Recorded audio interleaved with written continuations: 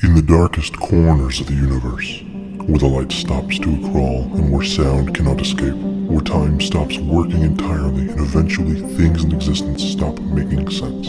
Chaos is an inevitable force on our world and our lives, so we've made great efforts to contain it within this space for only an hour a week. This is the Chaos Continuum.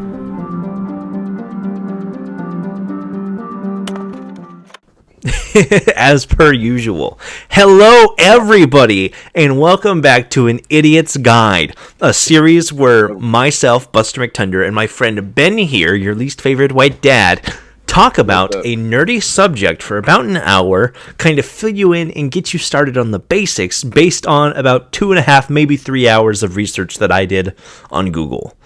And sometimes it's stuff I don't know about, usually it's stuff I don't know about. That's normally how it goes. The idiot in question here is not you, it's us, because we don't know what we're talking about, but we're talking about it anyways. So feel free to correct us in the comments. Today is actually an introduction to Destiny. Specifically, we're going to be talking about, Guardians and Light and Darkness. I don't really want to talk about the aliens and stuff. I omitted them for now, because that would make this into a 3-hour episode anyways. And also, I was going through the aliens and I was like, we're just going to be rehashing a lot of the shit we were talking about in the Warhammer episodes, because they are just kind of the same derivative sci-fi concepts, but there's even less stuff to talk about because Destiny has way less lore than Warhammer does, especially for the aliens and stuff compared to Guardians. Yep. So I don't know, maybe we'll do a part 2 about the aliens if that's something people really want, or if we feel so inclined to do so, but as of right now, I don't feel like we really need to go that deep into it. Because we will be talking about a few of them here, but... And if you haven't seen it, go check out your newest video on your on the main channel? Yeah, are you, cracking a Spinosaurus right now? What is that noise? No, sorry, that's my new barbecue lighter. Yeah. You just playing with a barbecue lighter? Yeah, well, it's what I've been lighting my cigarettes with. I lost my ex-wife. Yeah. Okay. Yeah. Yes, if you're watching this is coming out the Saturday before, so sometime next week, if you're watching this live, there will be a video up where I'm talking about making Space Marines into Guardians, and there will also be a video. That's the part 2. There was a part 1 about Space Marines versus Guardians, Warhammer versus Destiny. That's also up back there. It's about 2 weeks old at this point. But that's about it. I don't know why you would be here if you haven't also watched those, because I feel like the pipeline is the other way around. But either way, if you haven't seen those and you just so happen to be here, thank you, I guess. Sit here and watch this all the way through and then go watch those. God damn. Yeah. Are we ready, Ben? I was born ready. Okay. Yeah. Okay. We are starting with Guardians, the carriers of light, and the harbingers of loot. Yes, true. There will be loot. True, big true. Hold on. I think I fucked this up. Give me 2 seconds. Oh, we already made a mistake in 5 minutes. We've already made a mistake. I gotta resize this so that my text is not getting cut off, because that will make it look even worse than it already is. But yes, we're gonna start with Guardians and kind of everything going on with them, because there's a lot more to Guardians lore that I didn't know about. I thought they were just super soldiers, but it kind of goes deeper than that. Yep. So basically, it starts in the late 21st century, the whole Destiny timeline, at least as far as where it diverts from us, whatever. Late 21st century, humans go to Mars, boots on the ground, and they find the Traveler, and this kind of kicks off their golden age. Hold on. What? Hold on. So side note. So before this, you might have missed it in this part. So this would be first contact, but they had noticed the Traveler, or I think in the lore they called it Planet X, that was moving around from planet to planet before they got to Mars and terraforming them. Yeah. And by the time it hits Mars, that's when they were able to go to it. Was it? Sorry. I don't think it was terraforming them before they found it. I think it terraformed them afterwards. maybe I'm wrong. That's a but I Golden always Age remember thing, they- if I remember right. I Because it I always remember terraforms it them was afterwards terraforming. to allow humans to go to them. Yeah. So maybe I'm wrong on that, but I know that it had been in the solar system beforehand, and they had Yeah, and they knew it was a thing, and then they go to Mars to basically find it. Yeah. Yeah. Okay, sorry, but continue. So, My bad. an idiot's guide. Keep that in mind. So basically, humans go to Mars, they find this whack-ass thing. It kind of takes humans under their wing and kind of like enlightens them as a species, and they enter their golden age where their technology and everything just fucking zoom throughout the fucking stratosphere. Spaceships, fucking high-tech, robots. That's when like exos start to become a thing where they're literally taking human consciousness and putting it in a machine. Yep. This lasts Wait, no, hold for... on. Huh. Hold on. No, you're wrong, because they dub it the Traveler because it had been visiting other planets. Yeah? Yes. Hold on. Yeah, that they had been visiting other planets while they dubbed the Traveler. Sorry. Mm-hmm. Okay, continue. I'm not saying that it wasn't visiting other planets. I'm saying it did not terraform the other planets until the Golden Age. I'm just giving the context of why it's called the Traveler. Okay. Yeah? Okay. Okay. Awesome. Basically, it starts raising up humanity. They're in their golden age. They're doing fucking great. They're making exos. They're making spaceships. They're making cool ass fucking technology and everything, right? And then this thing called the darkness arrives. It's these big... It kind of comes in the form of these big pyramid ships, which are now like in the game itself. They come with like the Witness. The darkness shows up to try and like kind of not kill the Traveler, but it wants to like combine with the Traveler.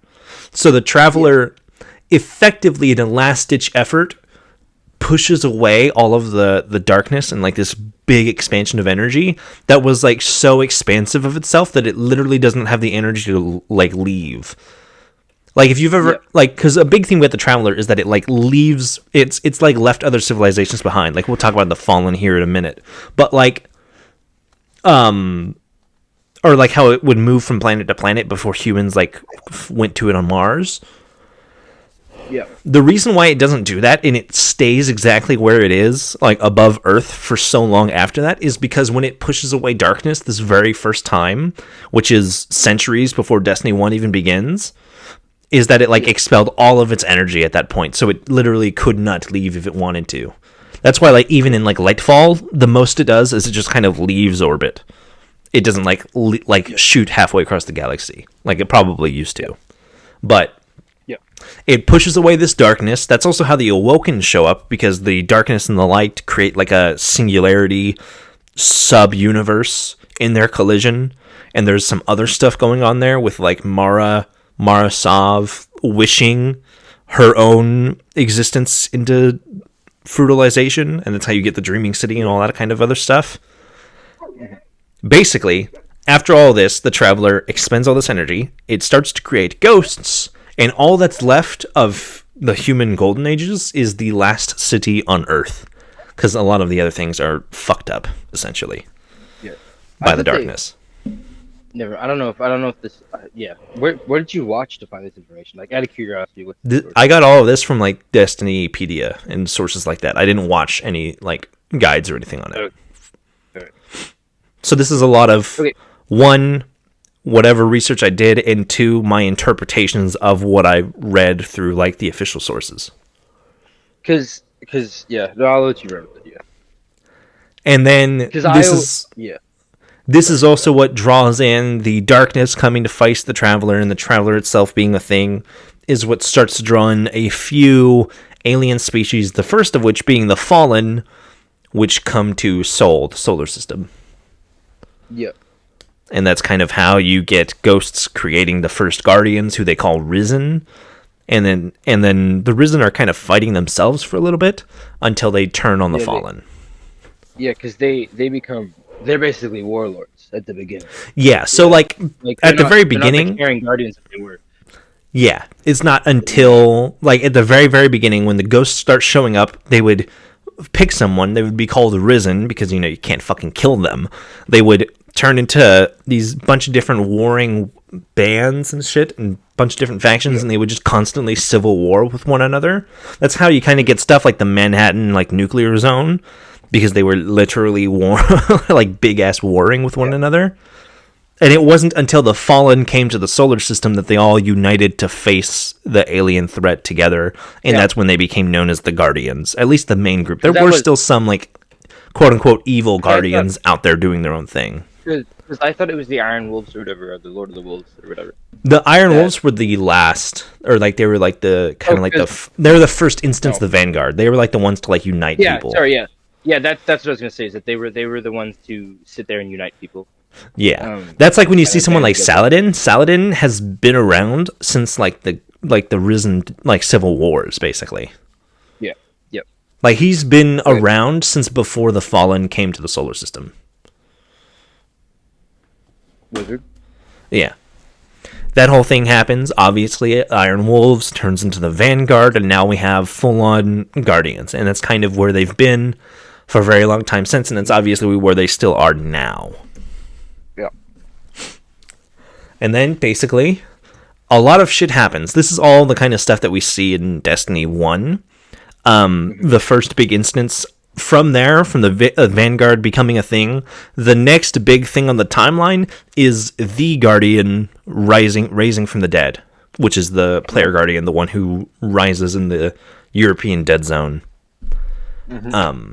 This is a lot of stuff. You probably know it better than I, because I was not really paying attention when I played Destiny 1, even though I did play it. So, like, there's a lot of shit going on in Destiny 1 that I read the patch notes of, but I don't necessarily understand them too much. So, like, it's been a while, so just kind of throw it at me and let's see what I remember.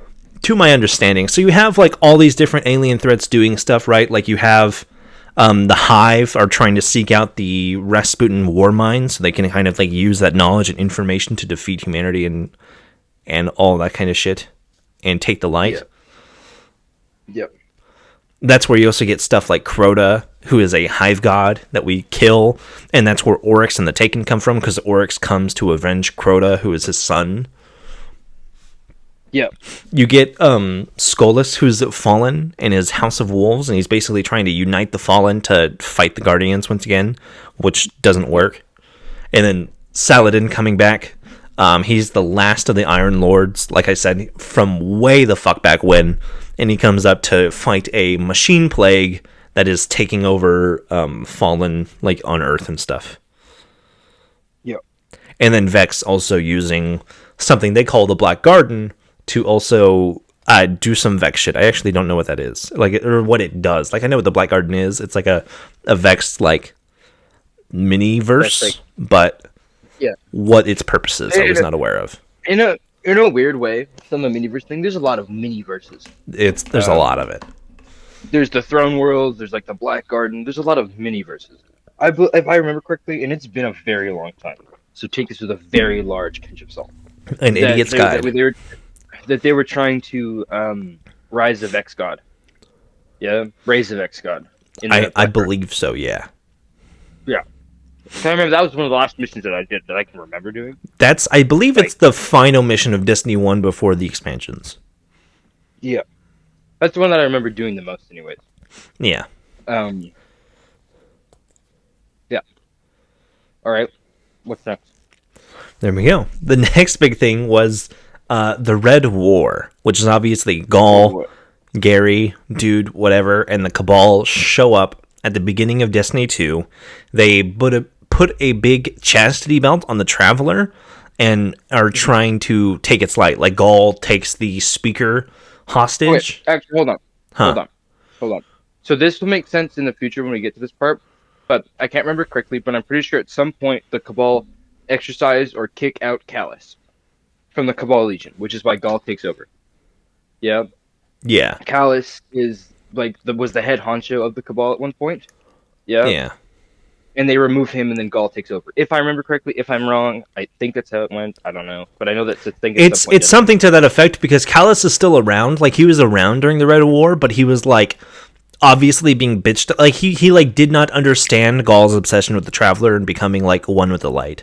Yeah. Because Gaul was kind of like obsessed with this thing. Like, that's why he like kidnapped the Speaker and was trying to ask the Speaker how to become a Guardian, essentially. And Callus was like telling him, like, why are we like bothering with this? Like, we blow up star systems. Let's just kill this and move on. but Gaul was like really intent And then- on like gaining the power of the light, either by force then- or hopefully by will. And then the speaker gives the hardest line in all the Destiny franchise. Biggest speech. The It's so hardest- good. The hardest line. It is Yeah. so good. And it's even better, like, I'm gonna nerd out from it. It's even better knowing that he just doesn't have any light. Like, this is just a normal man. Yeah, the Sitting there speaker. with, like, one of the heads, None of the speakers heads of the are guardians, as far as I'm aware, because he's not the only one. There have been, I think, there have been there's not an multiple, exact like, number, but like I think the official theory is like 6 or 7, because it's kind of just a rule that's passed down throughout the years. But he was the only speaker that wasn't able to commune with Trevor. Yeah. No, I think he was the only one who was, because he had the mask. No. The mask was to amplify it. Yeah. Maybe. Because the old speakers, the travelers just commune with the speakers in their dreams, right? Yeah, Yeah. it would send them visions and stuff. And then at some point, the travelers started talking, so the speaker wore the mask to amplify the communication Yeah. to the speaker. I mean, to the traveler. But no, dude, he gives the hardest line. He's by far my favorite Destiny character. Hold on. Let me look this up, because I don't want to get it wrong, because it is such a fucking hard line. What was it? What was it? It was. No, I'm looking it up. Bravery leads to sacrifice. Sacrifice leads to.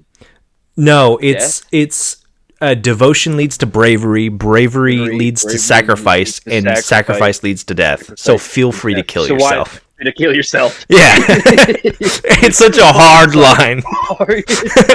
He's just staring at this warlord fucking like 15-foot tall frog, and he says, "Fuck it, shoot yourself, bitch." Like, I think the fact that he doesn't say just go kill yourself. He says feel free to kill yourself. That's what makes that so much harder. It's especially so because Gaul is asking like, how do I earn like the devotion of the traveler? And he's like, devotion inspires bravery, bravery inspires sacrifice, sacrifice requires death. So feel free to kill yourself. Kill yourself. By far, that is I would say the hardest line in gaming. Yeah. I don't know about gaming, but I think in Destiny for sure. I remember when Kate 6 died. We'll get to that in a minute. And he goes, "How's your sister?" And we're like, "Damn, what a hard line." And I'm like, "Nah, bro. No way, dude." Feel free to kill yourself is way harder. Yeah. And I think by the way, really hard because he goes on this speech about the traveler like before that with the bravery stuff, right? Oh man. Dude, yeah, what a fucking banger. It's amazing to me too, because like the speaker is the most boring character in all of Destiny. Like when you play Destiny 1 for the first time and you like first arrive at the last city, and the speaker gives your character this like 8-minute monologue about how much he loves the traveler, and he's like speaking this really low monotone voice, and it doesn't even sound like he's interested, right? And then like he's doing absolutely nothing all game, and for most of Destiny 2, like from the beginning, he's not really doing anything, and then feel free to kill yourself, and it kind of just comes out of nowhere, and it hits so hard. It just hits. I remember watching it, I was like, fuck, man. Yeah, it's like, oh, God. Yeah. Bro. And then he dies after that. It was like, okay. Yeah, but... Yeah. I hope they bring him back in the new expansion. Just like Cade, they just say, fuck it, bring him back. He comes back dropping more hard bars on the darkness. He just shows up he like looks the witness right in the eyes and he goes, "Kill yourself." Like it's not even eloquent at all. He's just like, "Fuck you, man, kill yourself." Dude, I want to kill the witness, and instead of me killing the witness, just a speaker walks up, looks at him, and goes, "Kill yourself." Just puts his foot through his head. Yeah.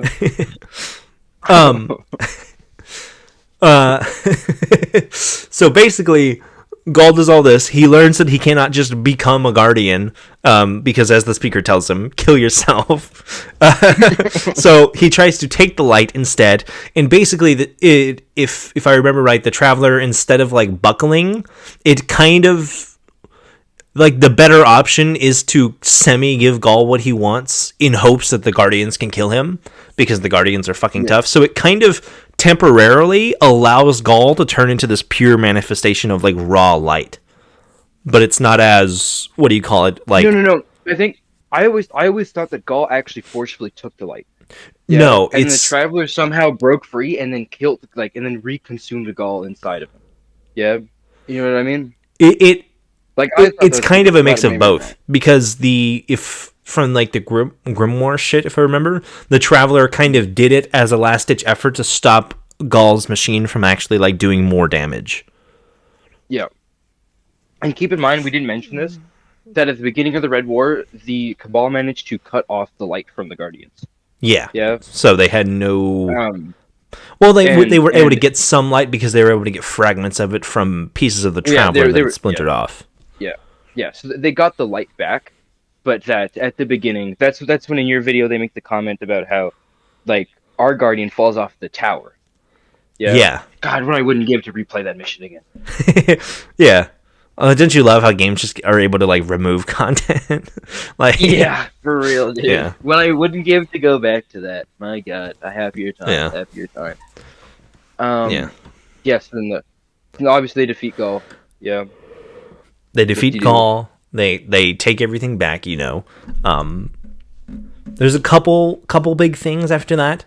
The main big one is like the Scorn kind of arrive, which are like undead fallen, twisted by darkness and stuff. They're the ones who kill Cade. They shoot his ghost, and then Erdensov is the one who actually kills him. He's like Marisov's brother.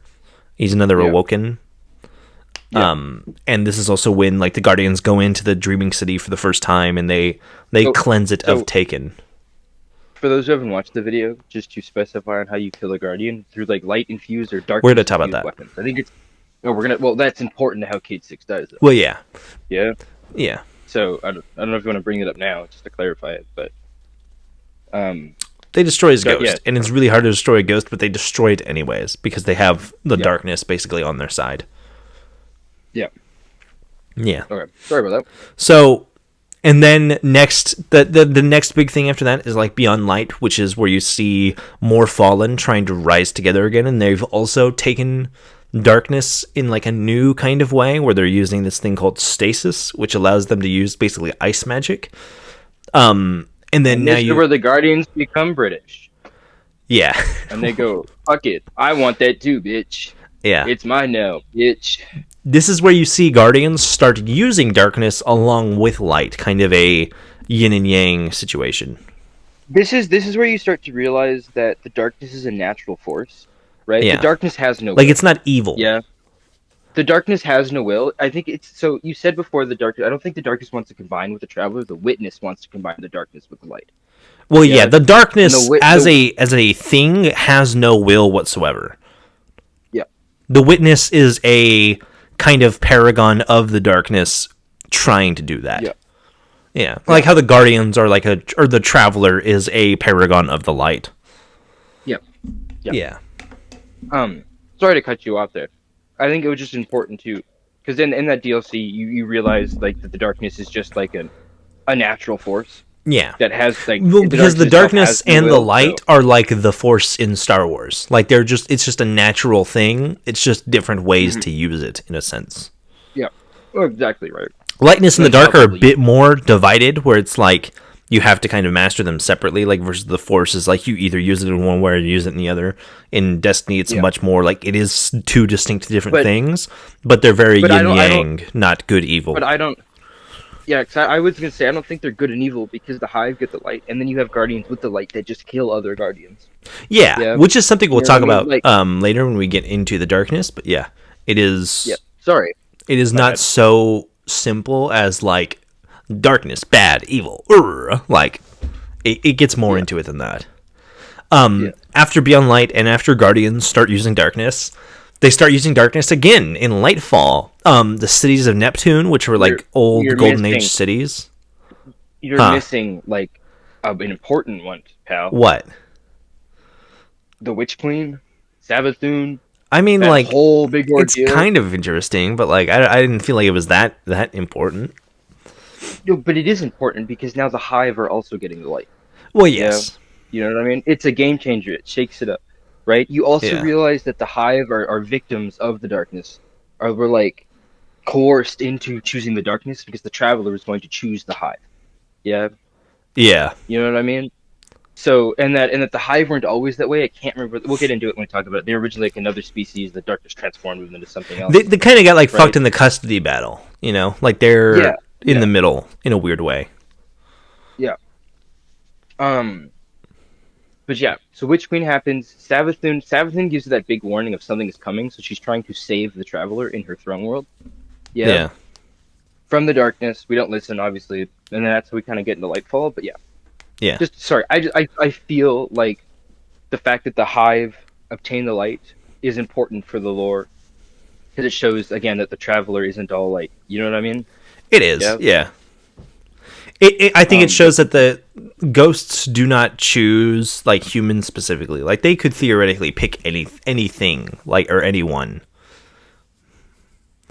yeah, But yeah, that leads into Lightfall. The Witness shows up. It's trying to finally combine darkness with the Traveler. This is when we show up to Neptune. The Golden Age cities of Neptune are rediscovered because that's where they have the Veil, which is kind of like an entryway for darkness. yeah, And then the Cabal are now also given the darkness, and they kind of tame it in a way. That's how you get those. I forget what they're called, but like the monsters that the Cabal are using are like made between like Cabal engineering and their new darkness powers. And it's also when we get keep in Strand, mind- which is another keep in darkness mind, ability. it's not all the Cabal. Callus returns, making a deal with Yeah. the Witness and the Darkness. It's Callus' and like leads- subsect and- of Cabal.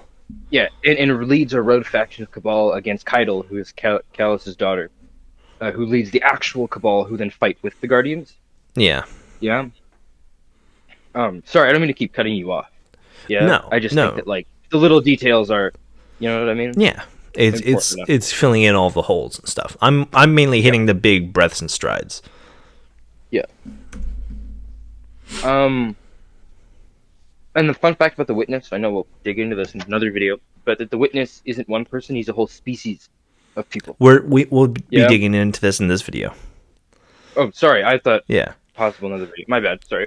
For Ben and the audience ahead, right now we're talking about Guardians. We will also be talking about the light and ghosts and the darkness and witness and all the powers that accompany those.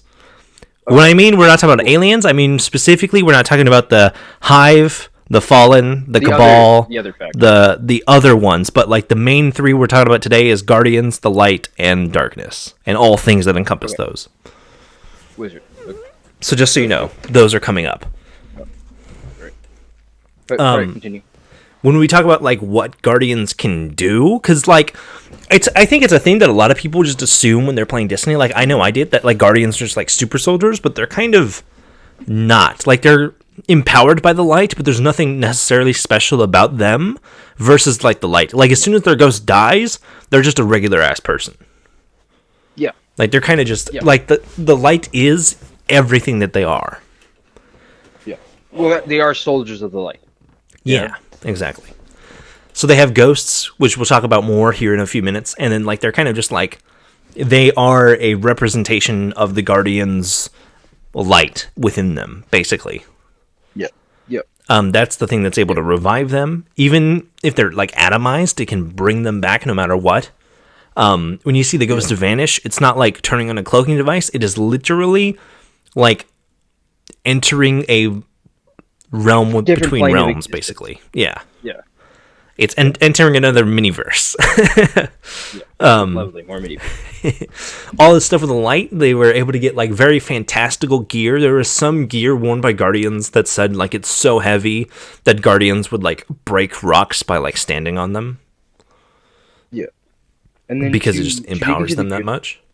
Huh? Are you cool if I just dig into a few more fun gear facts? Yeah, go for it. Or just Guardian ghost facts? Mm-hmm. So these are just a few that I know. Yeah, I tried to brush up a little bit. I've just been busy, so sorry if I'm not getting everything right. But I believe that a lot of their at least helmets are made with a special type of steel that allows them to see through it. Yeah. Yeah, a lot of the helmets like, don't have visors. Yeah, so you can see through the metal. It's see-through metal, but it's still armor. And then a lot of what you see on your HUD is exactly what a Guardian sees. Yeah. Yeah. In concluding your radial map, because if I remember correctly, the ghost feeds information on what's behind you and everything. Yeah. Yeah, the ghost, as well as The being animal- like an extension of your light, it is actually a machine. It is like a fucking high functioning computer at all times running simulations and stuff around you. Because, yeah. Because I believe the Traveler is also a machine. I think. Technically, yeah. Or at We least it don't feels like I necessarily don't know. know, but for all intents and purposes, it's a machine. I infer. I don't know. Can I explain why I've inferred that? Huh. There's like a reason. It's because the Fallen call him the Great Machine, the Great Machine. Yeah. Right. That's why. And I'm not going to dig into it. Well, but it's not that's like why a the mortal Fallen thing, because calls we've him seen chunks of the Traveler, and the chunks are like Yeah. definitely metallic, like in nature. Yes, that's why I think he's called the Great Machine. But Yeah. everything as you play the game, everything you see on your HUD, like when you're just playing and shooting, is what the Guardian sees. Yeah. Yeah. But continue with what you were saying. Sorry, I just thought I'd add that in. So, as well as like just making them stronger and giving them like the shields and stuff they have in game, Destiny's in a unique place where everything in the game is actually like unironically canon to it, which I feel like does it a disservice sometimes because for game balance and stuff, it's hard to get a feel for how powerful the things might be, right? Like, say like the Nova Bomb or like the Golden Gun, like the Golden Gun fires with the actual heat of the surface of the sun. So, like, when you shoot someone with a golden gun, you're not just shooting them with, like, a really powerful fire bullet. You're shooting them with, like, a 5,000 Celsius degree bullet. Yeah. Like, it's hot. And like Nova bombs will they'll like atomize you. They Is that the atomize whole things. thing? And they, like, Void Warlocks can also just, like, summon black holes. Yeah. Yeah. They can get really fucking crazy. Along with like their weapons, Well, I think- like a guardian picking up a gun, they imbue that gun with light to the point that it just becomes stronger by virtue of them holding it. Like a guardian picking up an AR-15, just for the fact that they're holding it, that AR-15 effectively becomes an anti-material rifle, just because they imbue it with like the light, which makes their weapon stronger. Yeah. And they can, but also guns can be imbued with darkness, to point that out. And Yeah, a great both. example of this, if we're talking about guns, and I know we'll dig into this a little. I can't remember the guy who did it. I know his name, but I can't remember. Bad guy fell to the darkness, but so you know the weapon Thorn? Yeah. The gun was originally like just a hand cannon, it's like Rose something, and was imbued with the darkness and became Thorn, and then it got imbued with the light again, and I think became Lunas, if I remember correctly.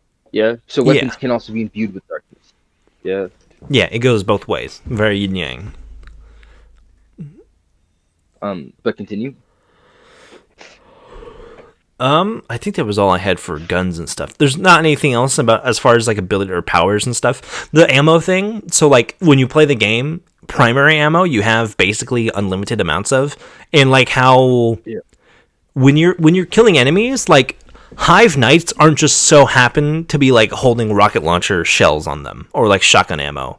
Like what the purple and the green boxes are effectively is a representation of the materials that your ghost will pick up and recycle from your dead enemies to turn into ammunition.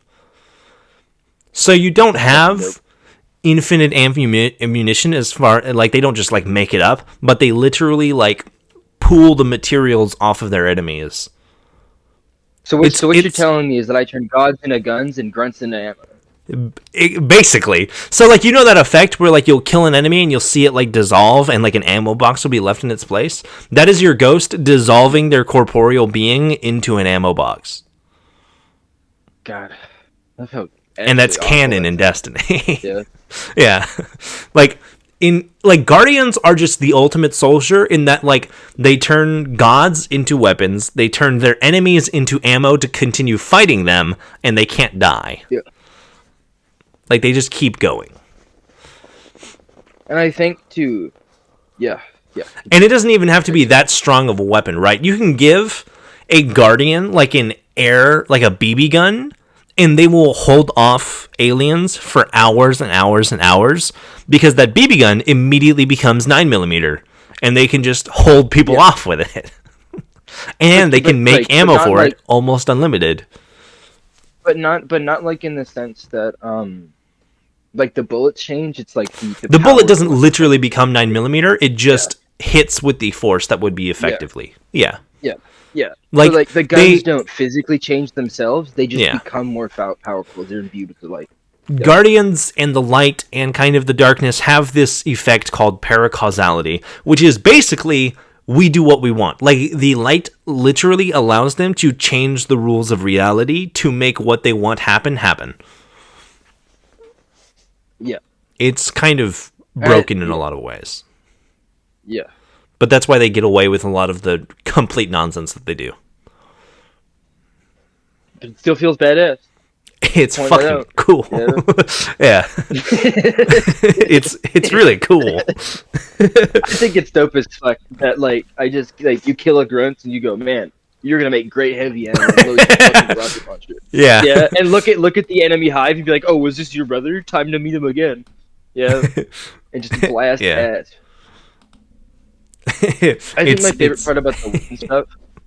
I think my favorite part about the weapon stuff is just the fact that you'll kill like high level gods, right? Like Savathun's worm in the Witch Queen. You take her worm spawn thing that she's always carrying, and you turn that thing into a fucking grenade launcher that shoots mini versions of itself. Yeah. Yeah.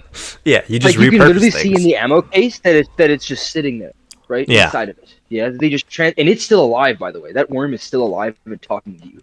And you're shooting it as a gun. Yeah. Which is why I point one of the things that I point out that the Guardians aren't inherently good people. Yeah. And I think they're that's one warriors. of the things that I point out. They're soldiers. That the Guardians, They're like, good if you people to choose them humans. because they're good. Yeah. Yeah. Well, it's like Saint 14, right? Yeah. You remember the season the Spicer cuts in Saint 14 where the Fallen are talking about him as a demon to them and their kind of cultural stuff, Yeah. right? That the Guardians are warriors for humanity, right? Yeah. And I think that's an important thing to remember, because I think some people, when they think of Guardians, think of like the good guys. They're not good guys; they're warriors, right? Yeah. Like they'll massacre. They'll still fuck you up. Aliens. Yeah. Yeah. In the they'll words massacre of literal Guardian Pope, feel free to kill yourself. Like, that is like, Yeah. like, that is kind of their mantra, right? Like, if you don't kill yourself, I'm going to do it, and I'm going to turn you into a gun afterwards. Like, And just even for the fact that they kill each other. Yeah. Like for fun. Now we'll probably dig into this later. Yeah, and I'll just set this up as a precursor. And there are Guardians that do kill other Guardians, like legitimately kill other Guardians. Yeah. You know? So the light isn't picking them based off some sort of moralistic value. They're picking them off of being like soldiers and fighters. Right? Yeah. Yeah. You know what I mean? So I think for me, that's an important thing when I remind people that it's not a moral thing. It's a fighting thing, right? Yeah? That they'll rise, these fallen soldiers. Well, there's even a line when when you rise in, I don't know if it was in Destiny 1 from the beginning, but in Destiny 2, if you start as like a new light, there's a line that the ghost says to you where he's like, you're probably wondering why I picked you. It's because you're a fighter, you know? Like, they literally like pick you out because you kill things. Yeah. Yeah. Because like, that's what you're doing. Like, you're a soldier, right? Which I think is fun. I think, just a quick pause, I think the Destiny and how it works is badass.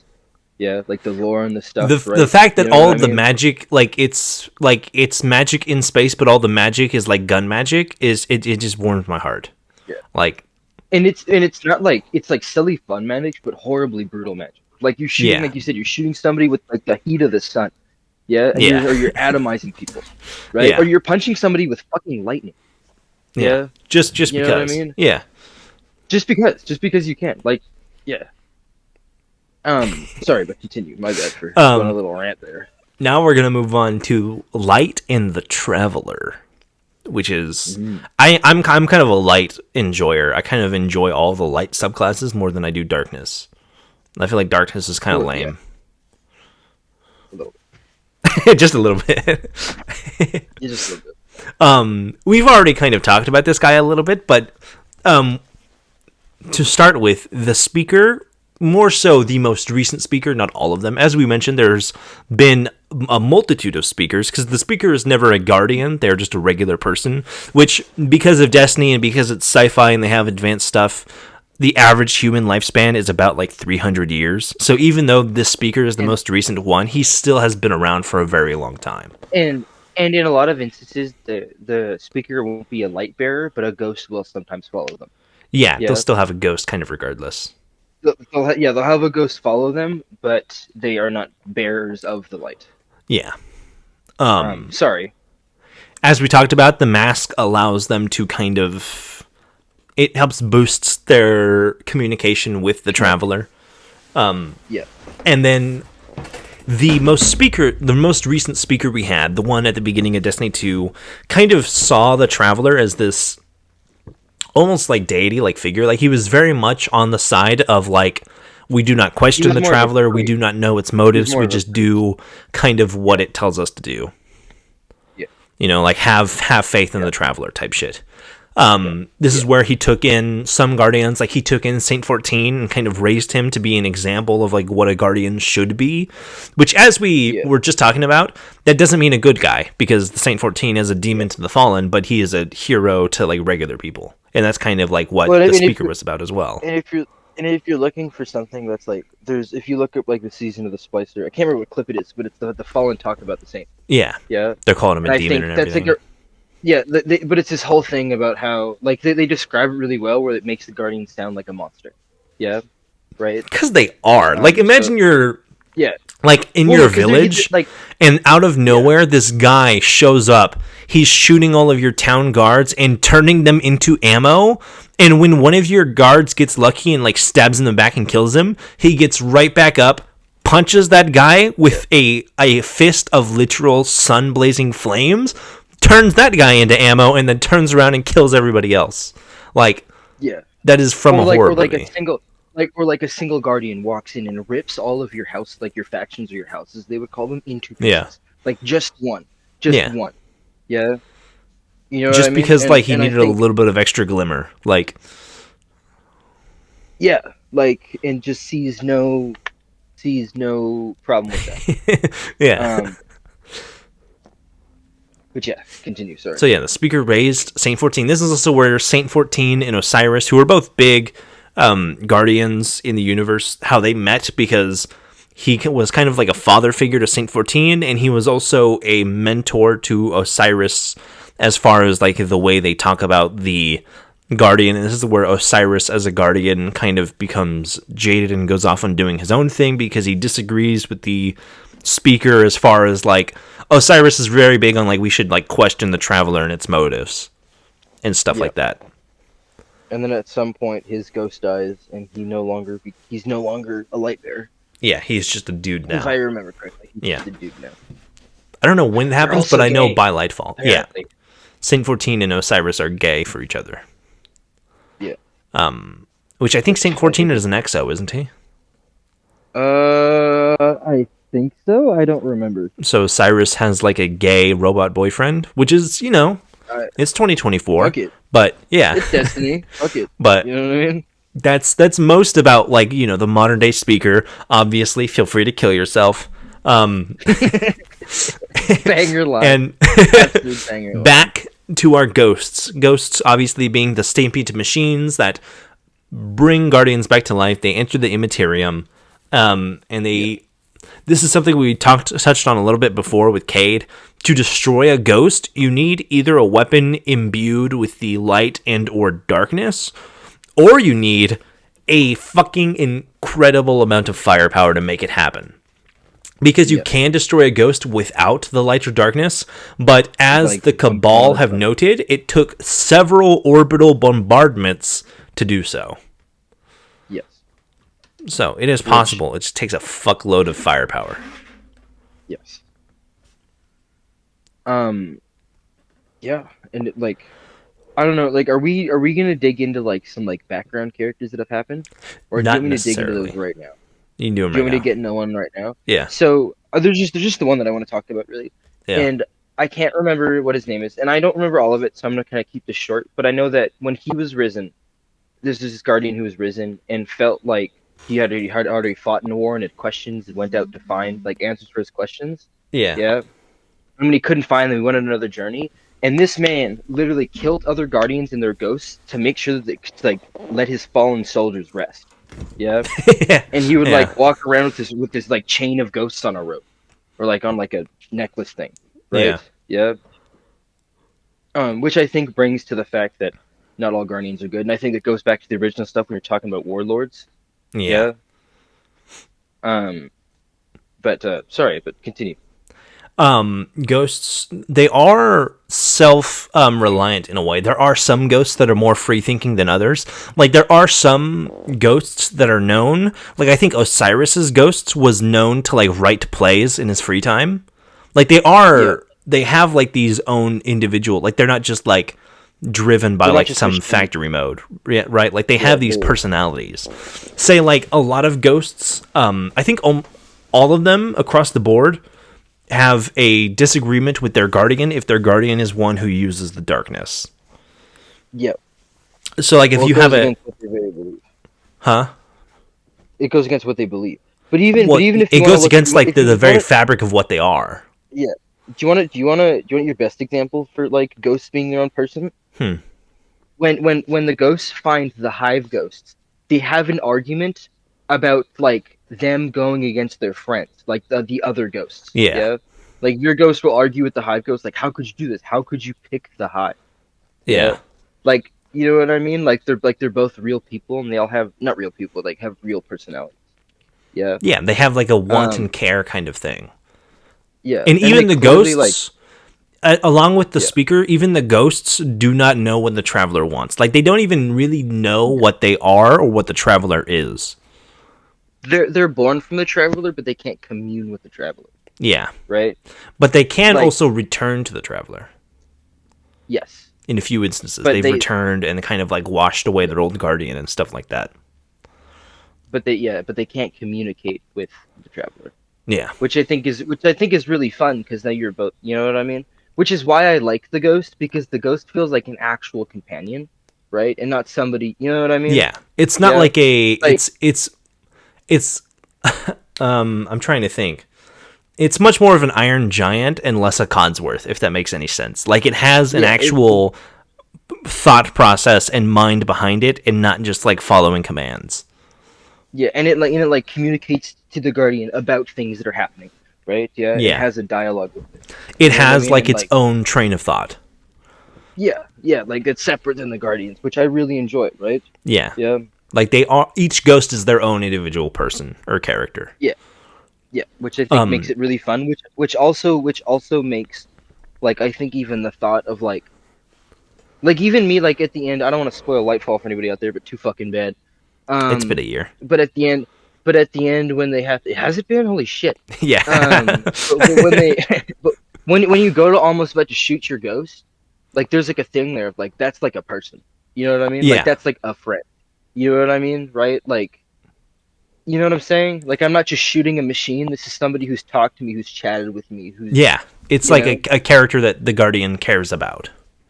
Yeah, and I think it's a character that you kind of somewhat learn to care about. You know what I mean? Yeah. They're an ally. But, yeah. Also, fun fact about the ghosts, and my favorite fact about them, they unironically in canon can just play music. Just like they just work as a Bluetooth speaker, which if you haven't like watched any Destiny trailers, they love Beastie Boys. Like every single Destiny trailer uses Beastie Boys, and that music is being played by the ghosts. So that means that almost every single ghost is fucking hooked on Beastie Boys. But I think this is technically canon, because do you remember the dance-off trailer? I think so, yeah. There's like this trailer that was coming out when Destiny 2 was coming out, and I fucking loved it so much when I was a kid. It's like these... Yeah. The trailer follows a Titan and a Warlock, and they're like going through this war zone, and they see Fallen in the distance getting taken out, and they're like, there's someone else out here. And they look, and like the Warlock sees through a sniper scope that there's a hunter at the bottom taking out like a few Fallen or whatever, and they go down there to see him, and they come to him, they're like standing face to face, and the hunter's like ghost flies out from behind him and just starts fucking playing rave music, and the hunter just starts beating down. Like, he just starts having a fucking ball. And the Titan and the Warlock, like, the music stops, and they're just, like, staring at him. And then the Titan's ghost comes out, and it starts playing more music, and the Titan and the Warlock start fucking busting a move. Which means that it's canonical to Destiny, because that's how that works with all their trailers and shit. The Guardians and their ghosts like to boogie down unironically in universe. Now now when I'm ever listening to music when I'm doing a raid or like playing Gambit, It's all I can think unironically your about ghost. is the fact is that my ghost is playing my like edgy fucking focus Yeah. music. You know what I mean? Yeah. So I also would like to just bring this up right now to all of our wonderful people listening to this episode. Your ghost, when you play Destiny 2, what kind of music is your ghost into? Because apparently mine is really into the Has Been Hotel soundtrack recently. Yeah. And I love that little factoid, right? Like it's just perfect. But like, Oh, that's so because like, beautiful. I imagine all the times I've like broken down to Gangnam Style after like finishing a raid. Like you kill a god and it's like boom, boom, boom, boom, and it's like you just start fucking getting down to it, and it's completely in universe. I think my favorite thing is when I'm like doing like a raid and like I've got like not even a raid like a mission. There's like a lot of enemies. You know the I'm Still Standing song. Yeah, yeah, I'll pictures me listening to that as I'm gunning down like yeah. tens upon tens of enemies. Right? Yeah. You know what I mean? Just like that song just playing through my ghosts. I'm like ripping into them. You know what I mean? Like And it's picking up the ammo that I've made from their dead. You know what I mean? they're dead comrades. Yeah, it's completely diegetic. That's just how it works. I don't make the rules. Yeah. Next we're going to talk a little bit about the kind of how do you say like the philosophies behind the main light-based subclasses being solar, void, and arc. We already know the philosophies. Kill yourself. Yeah. What is there more? But they kind of, I do like, if you read into them, there's a lot more to it. It kind of reminded me of Avatar in like the funniest way, where like Avatar, say like towards the end when Aang and Zuko go on that quest to like find like the true meaning of fire. Like fire doesn't mean like death. It means like creation and like energy, and like where there is death, there is life. And it's kind of like about that cycle of destruction and stuff like that, right? Yeah. Yeah. And there's a lot of that like what do you call that the Guardians use as well. Yeah. So first, No, if we go to like solar is very much like I said, like with fire, like it's that duality of creation and destruction. Like fire destroys, but it also like creates, right? Like only after a forest fire do you have flowers blooming, right? Because all the trees are out of the way and now new smaller plants can come up, and it's kind of that whole idea. The Guardians also use solar magic for nuclear fusion and to power their vehicles. So like your spaceship is unironically powered by solar. So what you're telling me is that like solar power is like nuclear fusion, right? Yeah. Yeah. So when I'm hitting somebody with my Dawn Blade, my little fire arc, It's green. I'm hitting them with the strength of a nuke. That's not how nukes work. That's nuclear fission. Yeah. You're hitting them with the strength of the surface of the sun, which is arguably worse. It's still those motherfuckers can take a hit. Huh. Yeah, they somehow are able to fucking tank that shit, which should say something about how strong the enemies of Destiny are, or if it's just a game balance thing. But not even that, but like other Guardians. Oh yeah, that too. Fucking walk off a golden gun, like. Didn't hit me in the head, motherfucker. I'm still going. Yeah. Next we have Void, which is kind of the call of space. It kind of represents absence, death, and the unknown of like the galaxy, like the things that we kind of don't have an idea about. Well, see, one of my favorite, and I don't know if this is canon, but one of my favorite, how I look at it, so with the Warlock, you have this perk, the Devourer perk, right? Yeah. So when you kill an enemy with a Void ability, you get all of your health and shield back, which then I take into lore-wise, is that I consume the essence of my enemies to rejuvenate my health. Yeah? In a way, yeah. If you think about it as like Void like creates black holes, you kind of are like literally absorbing all of the matter from them. Yeah, I absorb their Yeah. essence. That's how I look at it, at least with the Devourer perk on Warlock. Is that when I melee an enemy and in the old update when I used to melee them and I pull my hand back, I'm literally absorbing this enemy's atoms, their essence of everything they are into me to give me more health. Yeah. Basically. Yeah. which is so horrifying. They can also use void to honest- create like gravitational waves and, as we've mentioned many times now, black holes. So like, say like when you're on those missions where you're literally in space, like on asteroids, like your Guardian doesn't just have like magic gravity boots. Like they're literally using like the power of their void magic to like kind of hold them to things so they don't fly off into space. Yeah. Can I take a guess on what arc is? Yeah, go for it. Isn't arc like the energy in between? Arc is kind of like the focus of like change. So it's like constantly moving, right, constantly yeah. like in motion. Yeah. Yeah. Yeah. So I know we talked about void atomizing and like solar being as hot as the sun. Like, what's arc's special thing? Is it just fucking lightning? Lightning. Is it just energy? That feels very underwhelming. Well, it's like pure raw energy, right? So like, I don't know if you know, raw lightning is fucking powerful. Right. Yeah, you're right, I guess. Yeah. So like, it's still a lot. It does seem a little underwhelming. I think it's because like there is no like, what do you call like? It's hard to quantify compared to like the literal sun or a black hole lightning strike. Like it feels so small in comparison, but it is still an incredibly powerful like force of nature because it is literally like pure raw energy. They also use arc obviously for electricity and like to run generators and stuff like that. Yeah. And lighting. Yeah. Say like when you run into like an old a super old fucking like warehouse or something in the middle of the EDZ, and how like all of like the 700-year-old like fluorescent lights are still turning on. That's just because your Guardian is there, and the arc surging through your Guardian is like turning on the lights around you, even though they're super fucking old and shit. That's so beautiful. It's kind of like a cool touch and stuff like that. And thinking about it in like those kinds of ways, it feels a lot cooler when you're like exploring around in the galaxy.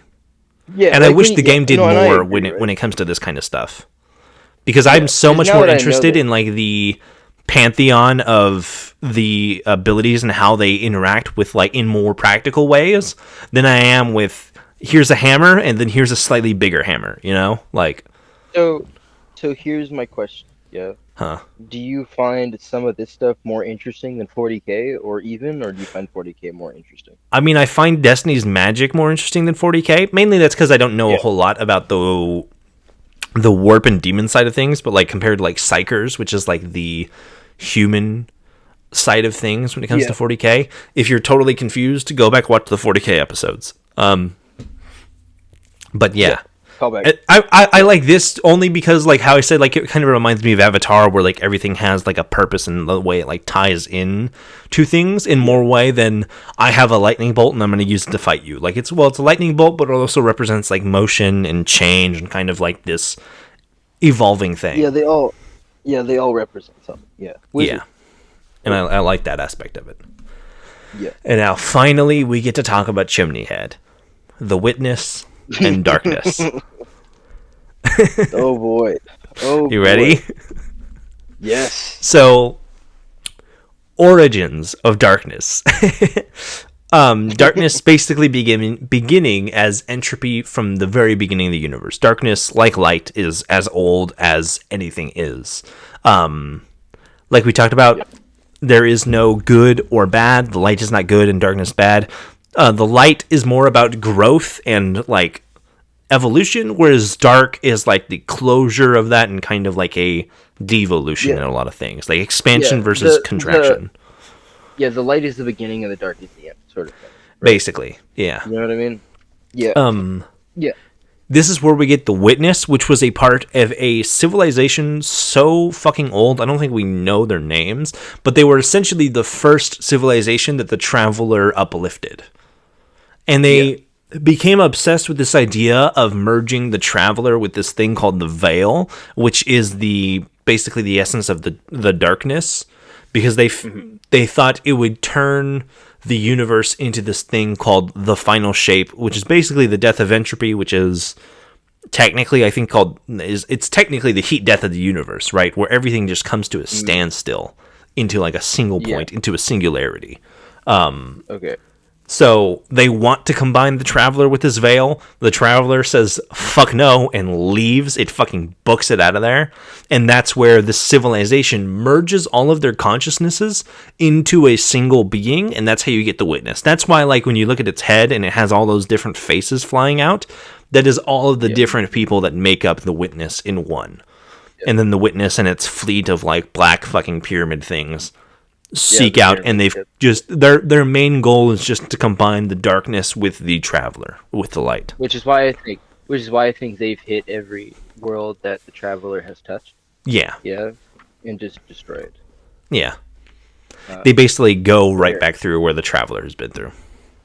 Yeah. So that's fun. That's and then we have I like, so personally, I like the way that the Witnesses are kind of written in that way. Yeah, that it's not just like, I am the darkness, blah, right? That it's almost got like a, you know what I mean? Because I think it's like goals aren't necessarily the darkness's goals, and I think that's an important thing to point out. Well, yeah, because like the darkness is just a thing. Yeah. Yeah, right? But I think it's just people always it's easier to have like, well, the darkness is just bad. The darkness isn't bad, right? Yeah, the darkness is a force of nature. But yeah, the darkness is a force of nature, right? Yeah. Yeah. You could almost say the Traveler is bad in some ways. And I think my only point is because the Traveler's obviously sentient enough to keep running away from this thing, right? You know what I mean? Yeah. And I'm sure it's been through enough worlds where it knows that the darkness follows and destroys it all, right? Yeah. So the Traveler blessing a planet is almost the same as cursing it to complete destruction, right? Essentially, you know what I mean? Which I think is, for me, that's a fun way to look at it, right? That neither like, you know what I mean? Yeah. But sorry, continue. From there we get into the darkness subclasses. Oh boy. There's not a whole lot for darkness outside of what we've already talked about.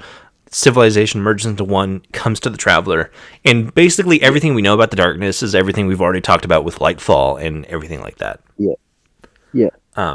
We do have the two darkness subclasses though, which is Stasis and Strand. Do you want to take a guess on what Stasis is? I want to say Stasis is the like, hence the name, right? Like the not like nothing changes. You know what I mean? Like almost it's the like opposite of arc. Stagnation. Yeah. Yeah, like stagnation. Like everything's in stasis. Stagnation, nothing changes. Yeah. So it's very much on the brand of like, I mean, obviously as it manifests through ice on like kind of like forcing everything to stop, and it's kind of like ties into the darknesses or at least the Witnesses like goals of like trying to force everything to reach that medium of entropy where nothing is moving. We're down to like a single point in time and everything. And Stasis is kind of an extension of that. That's why it's manifested in this like absolute zero ice type of way, because it's kind of just the stagnation and the stoppage of everything. It also is a lot about willpower of self. Like this is a thing in the Beyond Light campaign and stuff, is that like in order to beat Stasis, in order to control it, you kind of have to have that self willpower to take it in and then turn it around. Yeah, that makes sense. Yeah. And then we have Strand, which I will let you. I want to say it's like the flow of things. You know what I mean? Right? Yeah. Like a lack of control almost. I don't know. You're pretty there. Not so much lack of control. It is, ironically, very similar. To me, it's ironic how similar Stasis and Strand is to Void and Arc. Because obviously they're supposed to be like opposites, but like they're more similar than they are opposite. Like where Arc is motion and change, Strand is also about being like flexible and being able to change in ways. And it kind of ties into like the string theory side of things, where it's like everything is connected, like in some way rather not. That's like when you use Strand, you can literally grapple off of anything, anywhere, because everything is connected down to the fabric of the universe. And that's kind of how it manifests. Okay. That's fun. And I do love... Sorry, continue. I was thinking about this. I do love how like Destiny's flavor of magic is not just magic in space. It's magic in space with like a sci-fi theme, right? Because it's not just fire magic. It's like nuclear solar magic. It's not just space magic. It's like the idea of like black holes and gravitational waves. It's not just lightning magic. It's the idea of like motion and like electricity. It's not just ice magic. It's like literally absolute zero in like these very scientific things. Or like Strand is not just like grappling hook magic. It is like about string theory, and it takes like these really complex sci-fi or even like high scientific ideas and kind of fantasizes them in a really like cool and unique way, in my opinion. Like it doesn't feel just like fire, lightning, Yeah, it's like bullshit. fire, lightning, purple magic, but like it fits the sci-fi setting that it's in. It's not just fire magic, but they're also in a sci-fi setting. You know, like Arc is sci-fi to me, whereas Force Lightning is not. Well, Force Lightning is just lightning. Right? It's just lightning, and I mean, exactly. no, thank you. No, thank you. Thank you, though. Ben's getting dinner. No, I agree. Yeah. Sorry, my bad. No. No, it's alright. Where, yeah, I like that. I liked it, but I like it all has symbolisms behind it, right? Yeah. Yeah. Exactly. What I mean? And even some like the exotic guns you pick up. I know we're going back to this, right? But a lot of the exotic armors or guns have some sort of symbolism and story to them, right? Exactly, yeah. You know what I mean? Or like special guns or special stuff. Like it all has a meaning to it. Now keep in mind you have to look deeper. But I like the game that it, you know what I mean? It has a lot of the stuff has meaning, has something to it, right? Like there's a story behind why this gun was created, or why this armor piece looks like this, right? Yeah. You know what I mean? And it's not just like, or even like with the type of the powers. They're like, well, here's some powers. I don't know what the fuck they're for, right? And but also the fact that the three other like utility like light stuff has utilities except for being like Yeah, they have like practical cases outside of fighting. yeah, they're using this practical cases, right? Which I really like. I wish we got to see more really of that. Like I wish like there's a fucking scene in the Rise of Iron cinematic. I was going through and rewatching a bunch of them yesterday where like Saladin is walking through the woods with like a torch in his hand and he uses the torch to light a campfire, and it's like, bro, man has solar magic. Why not allow us to see him using his magic to do something practical? Like, I feel like that would be like a really unique way to show off like the way that their powers work. But it's like, no, he just has a literal fucking stick torch. Or I would love just a cutscene where you see like an arc warlock. Yeah, like a pseudo warlock. where you get to, like we get to see their powers in a cutscene way that isn't them fighting. Or you get to see them like walk into like a dead room, and like as they walk forward, you see like all the lights light up. Yeah, You know what I mean? I think that'd right? be really it's like cool. the electric like, beams off them, right? Yeah, You know what I mean? I think it's my biggest issue with Destiny is there's a lot there. There's a lot of content to consume, yeah. right? Like behind the scenes, but the issue is that you have to look for it, right? There's not a lot of delving into the universe by virtue of it's a first person shooter MMO game, and they can't really take the time to do that. I would much rather have a Destiny like RPG than like the MMO style it is. Yeah, I would almost. This is just man. I know most TV shows they do are bad, but I would almost like a Destiny, like even if it's animation stuff, where they just explore like the side stories. You know what I mean? Right? Yeah. I want a Destiny TV show, but it's just 8 episodes of dance offs. Yes, dude. Just at least one episode of just a pure dance off, right? You know what I mean? I want to see Zavala get sturdy with it, right? Like, can you imagine Keith David getting sturdy with it? You know what I mean? yeah, exactly. Oh. I'm excited for Lightfall. Not Lightfall. I'm excited for Beyond Light because Cade 6 being alive has some weird lore implications. It's not Beyond Light. It's the final shape. Yeah, no, final shape. I correct myself. I thought. Okay. But I'm excited for that because Cade 6 being alive had some weird implications, right? Yeah. I think they're just doing it because Zavala died. No, but I mean, to... no, but I mean that there's some weird lore implications. Well, yeah, right? That too. Yeah. I know why. I know that's why they did it. I'm not saying they did it for anything else, right? Yeah. I'm just curious to know. So when a Guardian fully dies, like, do they end up in the Traveler? You know what I mean, right? I think that's something they're definitely gonna try to do in some way. Yeah. Well, I know we're going into the Traveler, so I wonder if that's the context of it. Why? Like, we are going into the Traveler, and we'll be able to find old dead Guardians inside of the Traveler.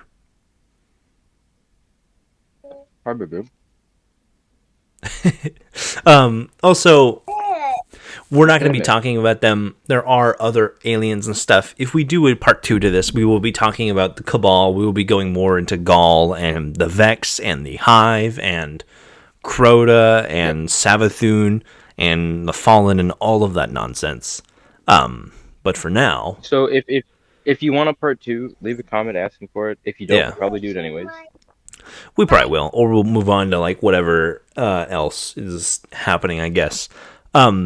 Yeah. So Ben, do you want to rant about who would win between a Guardian and a Space Marine? Do I want to do what? Do you want to rant about who would win between a Guardian and a Space Marine? Yes, please. Please. Okay, go for Thank it. the Lord. Ugh. Okay, so I had the joy of probably being your first viewer on that video, by the way. Yeah. Waiting for it. Hyped about it. Go check it out. So now knowing, so I know the Space Marines Vulture, they're dead, right? Yeah. But I truly do believe that any like Space Marines that are missing behind would probably become Guardians, and join the Guardians. But I also think that overall, I do think Guardians got this. If it's when you say Space Marines, I'm not including the ships. Yeah, you know what I mean. I'm like soldier on soldier. This is a foot battle. You know what I mean, right? Does that make sense? You know. But then, Yes, like, no? how large do you think it gets? Because there are some like really overpowered Space Marine stuff as far as like on the ground things. No, and I can agree with that. But like you said in your video, the bigger the target, the more shit they have to hit, right? Yeah. Yeah. You know what I mean? That is to an extent. if a noble- I do think I was thinking about it, and there are so like the same issue you kind of run into is with the ships. Like the ships have guns on them that just like blow up stars, and they have robots that kind of do the same thing. See, but also I think one of the things that I would look at is how much can a void shield take? Like a bubble. You know what I mean? Right? Yeah. Yeah. I have no idea. Because I believe a bubble took an orbital strike. That was, you know what I mean? Yeah. Yeah. And survived just fine.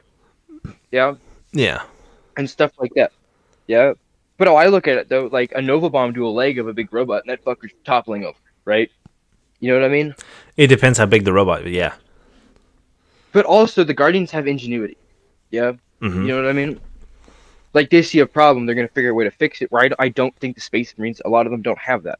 Right? You know what I mean? I think ingenuity is the wrong way to put it. I'd say like they're not so, they're not as technologically advanced. Like the in a lot Space of Marines ways. or the The Space Marines. Oh yeah.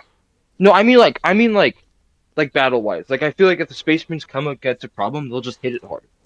You know what I mean? Right? Yeah. For the most part, because that tends to work normally. But the issue with that is that they hit things harder, and it always, if they have to escalate it, it comes to them just blowing up the whole planet, which is not something that Guardians can like deal with, right? Like that's why it works for Space Marines so often, because it's like, well, if we can't hit them hard enough, take the whole planet out, right? Whereas like that would also work against Guardians, I feel. But like it doesn't work on a the thing- smaller they could- scale, they like could- if they're fighting but over they like could- one but they city could- type thing, but like overall in the grand scheme of things, like it would. But I think the thing is that I look at this, right? Sure, the Space Marines could do that. That's fine. Right? Yeah. Yeah. But like, let's say that the ghosts then revive them. These fuckers can breathe in space. Yeah. They're coming after you now. Yeah. That's if the planet You know what I mean? destroying thing doesn't destroy most of the ghosts in the process. No, and I agree with you, right? But like, and I'm saying that it won't for now, right? Yeah. Yeah. And if it doesn't, now you've got a bunch of fucking Guardians coming after you, right? Yeah. And you like, and that are fucking relentless. You know what I mean? Right? Yeah. That much like the Space Marines, they're like devoted to what they're fighting for. Most of them, right? Yeah. You know what I mean? Yeah. Because they're brought alive to fight. That's what they're made for. Like the Space Marine. Yeah. Yeah. I think in the end of it, if you're looking at it between the Vanguard and the Imperium, The Imperium wins because the Guardians could massacre thousands upon hundreds of thousands of Space Marines, but the Imperium will always make fucking more. You know, right? Yeah. But if the Space Marines kill everybody, right? Yeah. Yeah. And the Traveler's got nobody to give the light, and the Traveler fucking has nobody to give the light to. Yeah. You know what I mean?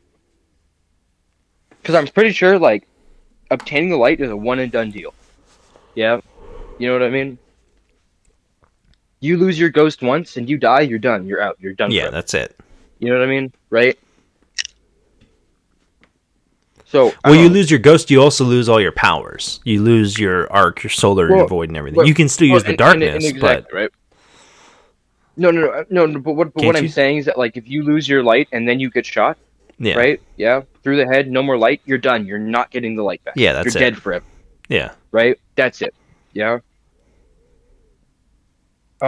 So you can't. They can, however, I know there is an instance of a guardian losing their ghost, and then a ghost losing their guardian, and that ghost goes to the guardian that lost their ghost.